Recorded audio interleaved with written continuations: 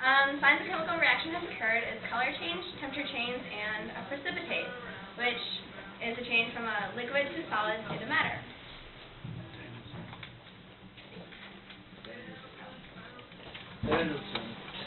Okay, so I will introduce to you the equation that we have. It's a combination of ethanol and sodium silicate that we're using today. So it's going to be C2, H6, and O combined with Na2 and SiO3.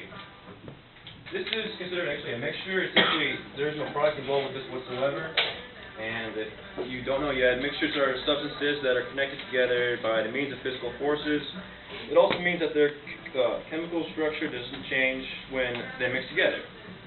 Okay. You have to wear goggles in the lab because it's a lab, and you have to wear latex gloves because the ethanol could hurt you. Thank you.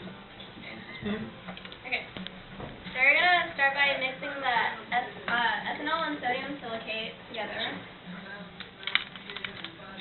we're gonna have 2 samples. Okay.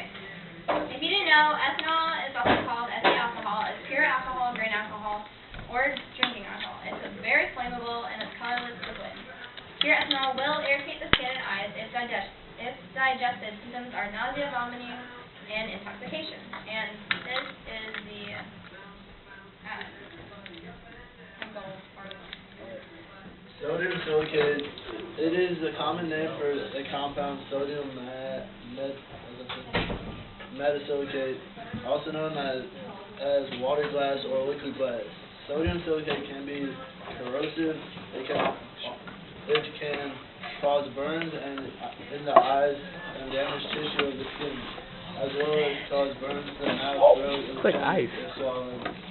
Be sure Smells. to remove your gloves before you put your mouth and face. Okay, as Daniel and Casey are around, they're showing you that the 2 liquids are forming a solid now, and that's because when the sodium silicate and the ethanol alcohol are put together, the silicate particles begin to link up with each other to form long trains, as ethanol group replace oxygen atoms and the silicate on it.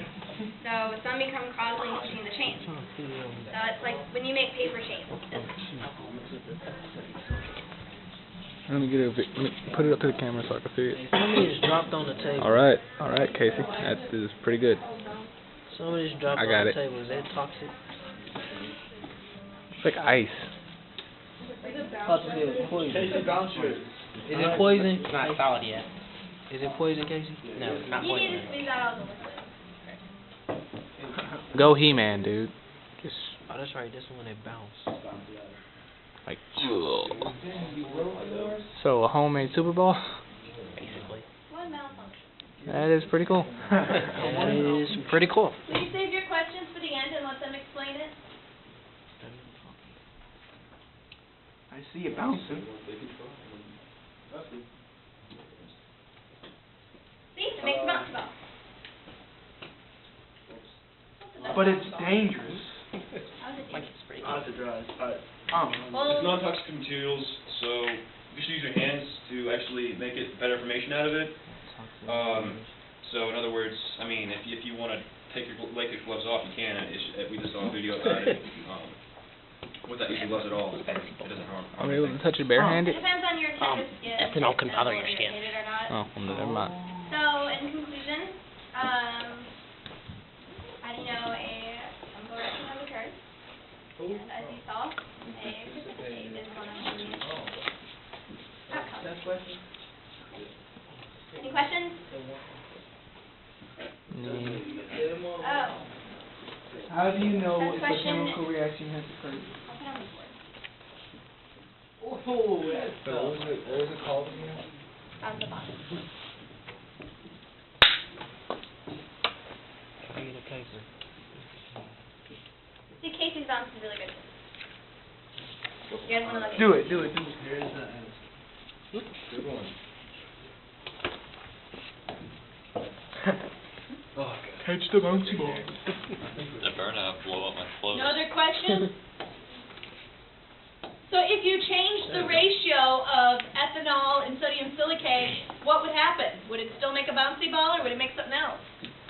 You would still get the same sort of reaction, but it might be on a smaller or larger scale depending on how much you add of each different chemical.